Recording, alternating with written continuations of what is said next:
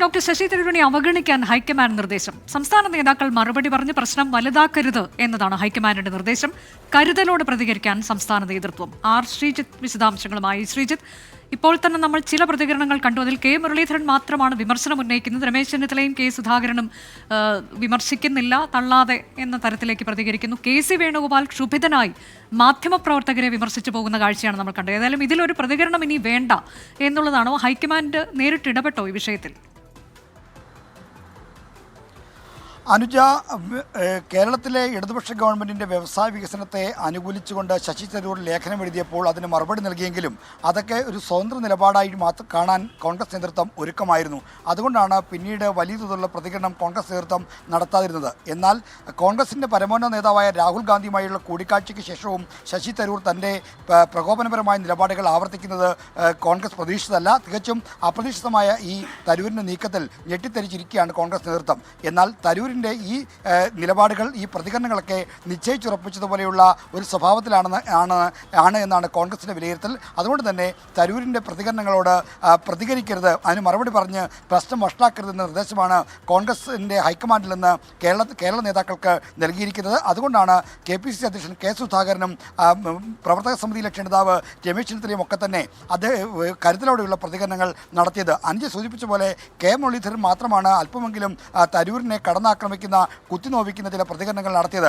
എന്നാൽ ഇപ്പോൾ ആലപ്പുഴയിൽ AICC general secretary KC Venugopal നൽകിയ സന്ദേശം അത് കൃത്യമായി തരൂരിനും കേരളത്തിലെ പാർട്ടിക്കുമുള്ള സന്ദേശമാണ്.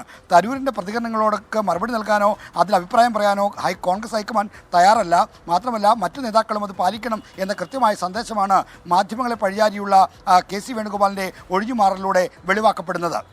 ശ്രീജിത്ത്, പക്ഷേ ശശി തരൂർ ഉന്നയിക്കുന്ന ചില പ്രശ്നങ്ങളുണ്ട്, അതൊക്കെ അവിടെ അവശേഷിക്കുകയാണല്ലോ. അദ്ദേഹത്തിന് ഒരു തടയിടുക എന്നതിലേക്ക് ഹൈക്കമാൻഡ് പോകുന്നില്ല എന്ന് തന്നെയല്ലേ മനസ്സിലാക്കേണ്ടത്? അങ്ങനെയെങ്കിൽ അദ്ദേഹം വിമർശനം തുടർന്നുകൊണ്ടേയിരിക്കും. അത് കൂടുതൽ പ്രതിസന്ധിയാകില്ലേ KPCCക്ക്?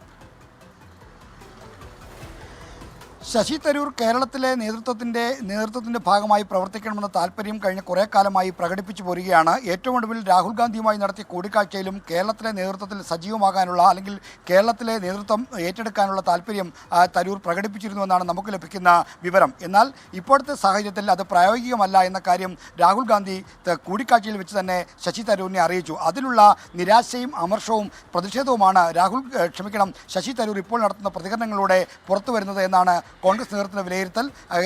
ശശി തരൂർ രാഹുൽ ഗാന്ധിയുമായി കൂടിക്കാഴ്ച നടത്തിയതിനു ശേഷം തന്നെ എന്തൊക്കെ കാര്യങ്ങളാണ് തരൂർ അവിടെ പറഞ്ഞത് എന്നതിനെപ്പറ്റി കേരളത്തിലെ കോൺഗ്രസ് നേതൃത്വത്തിന് കൃത്യമായ വിവരവും സന്ദേശവും ലഭിച്ചിരുന്നു. ഇതിൻ്റെ അടിസ്ഥാനത്തിലാണ് ഇപ്പോൾ തരൂർ നടത്തുന്ന പ്രതികരണങ്ങളെ കോൺഗ്രസ് നേതൃത്വം വീക്ഷിക്കുന്നത്.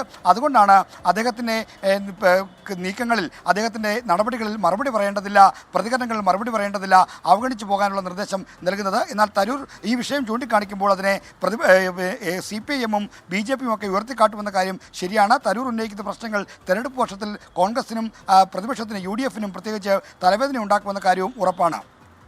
ശരി, ഏതായാലും ശശി തരൂരിന്റെ വിമർശനങ്ങൾക്ക് മറുപടി പറയേണ്ടതില്ല എന്ന് ഹൈക്കമാൻഡ് സംസ്ഥാന നേതൃത്വത്തിന് നിർദ്ദേശം നൽകുകയാണ്. അവഗണിക്കുക എന്നൊരു തീരുമാനത്തിലേക്ക് നേതൃത്വം കടക്കുന്നു.